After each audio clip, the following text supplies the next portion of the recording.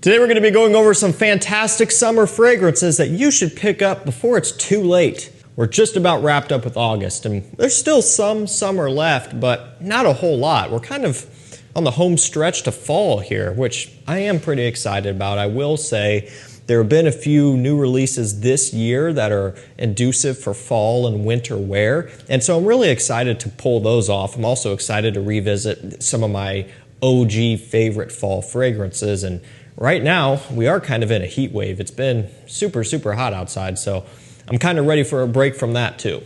There's a few new releases in here, some not so much, but we're just kind of going over some summer fragrances that I think are really good. And if you haven't gotten them, you haven't tried them out, now would be the time to do it. Otherwise, you're going to have to kind of set them back and maybe wait until spring or summer of next year if you wanted to get the full effect of wearing these when they work best, which is the warm weather. So make sure you check these out. If you've been on the fence, now's the time to do it. We're going to get things kicked off with a brand new release, one that is so much better than I thought it was going to be. And I've said that a lot about a lot of things. It's Ralph's Club Eau de Toilette. You know, this is kind of the classic case of starting in the middle almost. You know, they started off with the Eau de Parfum, and they went to the Parfum, the Elixir. Now they're circling back around and, you know, releasing an Eau de Toilette, which is kind of going to be the freshest one of the line so far. At least that's what I predicted, and that turned out to be true. So this is another one where I bought it, and it sat sealed up in the box for weeks. So I've had this one for a while. And I don't just mean like in the fragrance box itself. I mean in the actual box that it came shipped to me from Nordstrom, I believe it was. I didn't think it was going to be all of that good. I don't know why, but just I didn't have a good feeling about it. Finally, I'm like, you know what? I've had this for a while. It's stupid not to at least open it up and see if it's going to be any good. I didn't know if it was going to be something that I'd even end up talking about on the channel. I thought it could be a throwaway. Of course, it ended up being where I tried it, and then I was like, wait a minute, you know, this is actually impressively good. It's really nice, really refreshing, orangey, creamy, and smooth. It kind of reminds me a little bit of the Versace Pour Homme, Chanel Allure Homme Sport style. Actually, though, with a little bit more of a kick, a little bit of a peppery spiciness coming from a vetiver accord in here. So this one has orange, lavender, vetiver, and musk, and there's a few other notes as well. I believe Lily of the Valley is included in there and a few more, but again, a notable slight peppery and spicy touch that is absent in fragrances like Versace Pour Homme, Missoni Wave, Chanel Allure Homme Sport, things like that. So that's kind of how I would classify this one, just using layman's terms, just to make it as simple as possible. What category does this fit into? Kind of that one, but with their own twist as well. It's not necessarily a straight up clone like you might consider the Versace to be a little bit with their twist, and even the Missoni, mixing the two of them together. This is kind of borrowing from them and then doing their own twist as well. So however you label that is going to be up to you. But I will say, man, this is nice. That opening especially is really good. Vibrant, musky, refreshing, and clean. This is perfect for hot weather.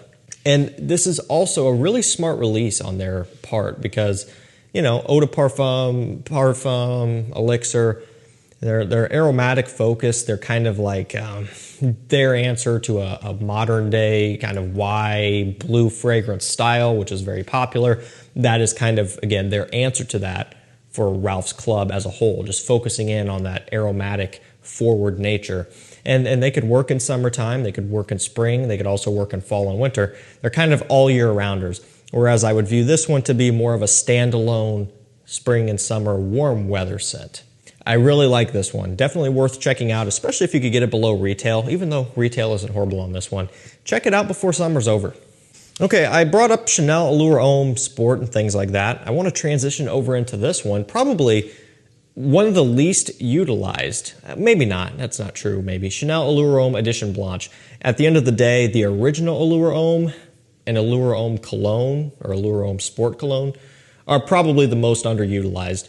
This one is probably the third most underutilized, and then Sport, and then I would say the most popular is Eau Extreme. And of course, now we have the new Sport Superleggera out, which is brand new, and who knows where that one's going to fit in. Also a limited edition, so who knows? So I guess I take that statement back, but still, compared to some of the others and compared to Bleu de Chanel fragrances, compared to other blue fragrances, compared to a lot of other scents on the market in general, designer or niche, Allure Homme Edition Blanche is a little bit more under the radar. Now, don't get me wrong, definitely something that everybody knows about, but I don't think it's ever really gotten a super significant amount of hype or popularity or anything like that, which is a shame because it's really, really good. It has a pretty prominent sour lemon note with some vanilla and tonka. People say it smells like lemon meringue pie. It's a great way to put it. And so the way I've always described this one is that it's a summer gourmand. Something that is a little bit sweet and edible smelling, but also really, really good for warm weather, summer wear, given that lemon kind of fresh, sour smell that it has.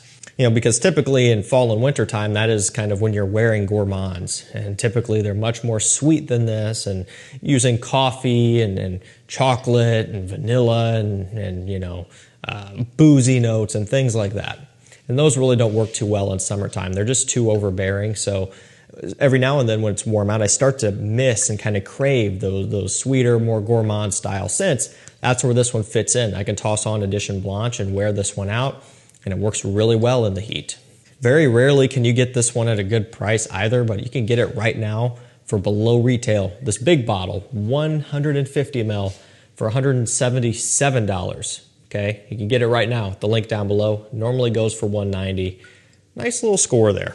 Okay, next up, let's go over to a niche scent. We have Rochas Intense. This is kind of their newest addition to the line, and obviously a flanker to Elysium, and kind of, I guess, the second flanker. You know, there's Elysium Parfum, then the Parfum Cologne, and now this.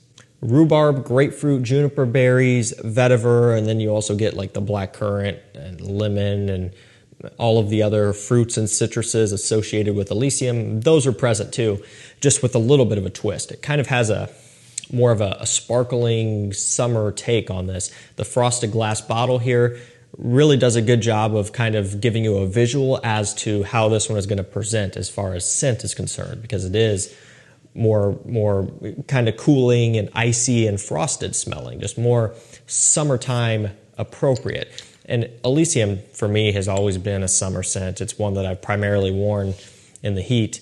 But this one, it kind of takes it to the next level, which I like, because Elysium is pretty much vetiver focused from beginning to end. And so sometimes it can be a bit too woody and strong for really, really hot days. This one provides some relief in the form of a brighter, fresher overall composition, making it good for those really hot days. It didn't take too long for this one to hit discounters either, so retail is out of the question. You can get this for like just a touch over $200 on discounters.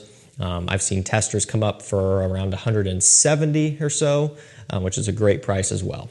If you want a fresher take on Elysium for summer heat, this is it right here. We're going to go with a clone up next, and the reason why is because the original is discontinued and it's hard to get. Fragrance World Feroce Pour Homme, which is a clone of Dolce & Gabbana Light Blue Forever. So obviously if that one was around and Light Blue Italian Love was readily available, I would just include those, right? Makes sense, but they're not. Every now and then they'll pop up, but not frequently enough to where I would really feature them in lists at this point. And luckily, we have this clone, which allows me to put this DNA into videos and allows you to be able to actually buy it, also at a price much lower than what Light Blue Forever and Italian Love goes for. Just a bit under $40 for this stuff. Really, really solid price. And Fragrance World, they know what they're doing at this point. They have some really, really good, very accurate clones. I shouldn't say some. Most of them are incredibly accurate. And so you're getting that really prominent grapefruit and violet leaf, ozonic smell. That's found in those two, Forever and Italian Love. This is closer to Forever. The difference between them is that Italian Love focuses a little bit more on bergamot to go with that grapefruit, whereas Forever, it doesn't have that at all. It's basically a grapefruit bomb with some supporting violet leaf and ozonic notes and musk and light woods, but it's mostly about the grapefruit. Super sour, punchy, strong from start to finish, and so it's also not for everybody either. maybe not the most blind buy safe thing. Now this clone coming in at a much lower price makes it a little bit more palatable, and you might feel a little bit more comfortable blind buying this versus the others. But whatever way you cut it, it's one that I think you should check out if you're interested in a very realistic grapefruit scent. So we're going to go ahead and go with the Dolce & Gabbana light blue. Obviously not the ones we were just talking about, but instead a light blue summer vibes. Grapefruit, cypress, and amberwood. It's all they give you, and hey, that's fine. Amberwood, it goes all the way back to the original into light blue ADDOL Intense, kind of like a salty ambroxan touch. And then the cypress, pretty common these days, an aromatic note, slightly woody, which is kind of giving it a bit of a masculine edge. And then of course a really nice bright grapefruit off the top to just give it a nice pop off the opening. You know, even though they're not giving you a whole lot to work with as far as the note breakdown, when you smell this one, you get a very obvious comparison to light blue ADDOL Intense. Like smelling it up in the air, you get it definitely. But even smelling it off the atomizer, you know, having not sprayed it, you know, just the dry down as it's been sitting, you get that light blue ADDOL Intense smell also. Now, the way I would kind of put this one is it's a little bit more of a woody and modernized smell of light blue ADDOL Intense. Not that that DNA is old by any means, because it's still something that you could pull off, and I do recommend you pull off these days and wear if you like it. It's definitely something that works really well right now. But given the shift that we've had towards just using a ton of aromatics and lavender and clary sage and cypress and all of those, using the Eau de Parfum range and Ralph's Club and all of these other fragrances, right, is becoming very popular. They're using that here too, which kind of bumps it over into that category a little bit. Ultimately, this one pans out to be a really nice summer scent with a bit of a modern twist, but still a familiar DNA. Next up, we have Chrome Parfum by Aaro. I love Chrome Extreme. It's amazing, and I'll still pretty much always feature that one when I can. But I'll tell you, this new Parfum has really grown on me a lot. And I started off liking it, to be fair, but I've just continued to like it even more. Fir resin, sage, and bergamot here. You know, following that trend I just talked about there, so I won't stick around on this one too long, but this is just what's in right now. You know, the aromatics, the citrus, right? It's I don't know, pretty popular. Getting some woods out of this too. Nothing crazy, but it definitely has more of a sweet kind of touch to the woods going on here, whereas light blue summer vibes doesn't really have any sweetness to it at all. I would still consider this one to be a summer scent. I mean, maybe spring into early summer, maybe those really, really hot and humid days I would wear something else. You know, I wouldn't really think of this one as much of a fall and winter scent because it still kind of has a refreshing, summery type of feeling. Now let's go over to Ferragamo Uomo Casual Life. Lemon, violet leaves, ambroxan, musk, and coffee, which is weird, but it's there slightly. Still primarily fresh. Maybe you could say it's a little bit of a take on a blue fragrance, although I would say Ferragamo Uomo Urban Feel is more blue fragrance inspired. This one is a lot more bright and it doesn't quite get to that level, but you know, depending on how you cut it, maybe it could be a little bit, but the coffee note, actually really like in here. And the violet leaf mixing with that is bizarre, but when you spend some time with this one, you kind of start to like it. You get used to it because it is different. Still undoubtedly fresh and undoubtedly summer oriented, even though it does have some coffee. So don't, you know, focus on that too much and think it's going to be too sweet. It's really not. Again, it might not be your choice for the hottest days. There might be some better options in here for sure. But for your typical spring and summer day, this one's really nice and different. Definitely something that's budget friendly as well, about $40 or a little bit less. Bentley for Men Silver Lake kind of reminds me a little bit of Acqua di Gio Essenza mixed with a little bit of Acqua di Gio Profondo and I guess modern day Acqua di Gio Eau de Parfum. It's kind of just an aromatic take on Acqua di Gio. And I like that because Acqua di Gio Essenza was really good and it was a favorite of mine at the time.